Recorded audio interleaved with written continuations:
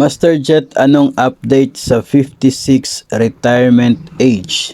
Isa po sa mga inaabangan na mga bills ngayon na sana maging batas, ito pong pagbaba ng retirement age mula sa kasalukuyang 60 at gagawing 56 para sa mga government personnel. Sa kasalukuyan mga master, ito po ay naghihintay pa ng approval doon sa Senado.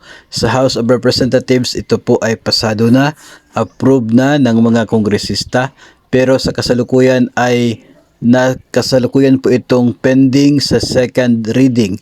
Doon naman po sa ito pong Senate o sa Senado.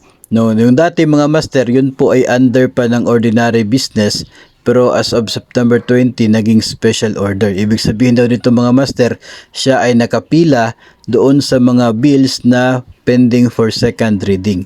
So nakapila na po siya, so waiting for its turn bago ito matalakay muli. So hopefully ay ito ma-approve dito po sa ating mga senador para magkaroon ng malaking chance na ito ay maging batas.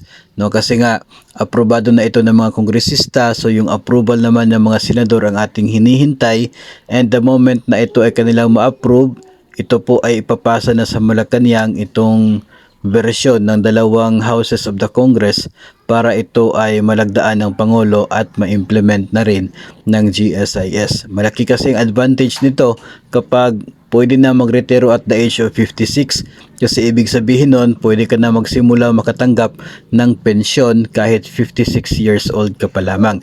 Sa ngayon ay kinakailangan mo pang maghintay na umabot ka ng 60 years old bago ka maka-avail ng pension o kaya ay doon po sa lump sum na siya pong option no, na retirement benefit. So hintayin lamang po natin ngayong taon mga master sa pagbabalik ng sesyon ng mga senador kung kailan ito muling matalakay at sana ma-approve po ng mga senador itong kanila pong bill para sa pagbaba ng retirement age ng mga government personnel.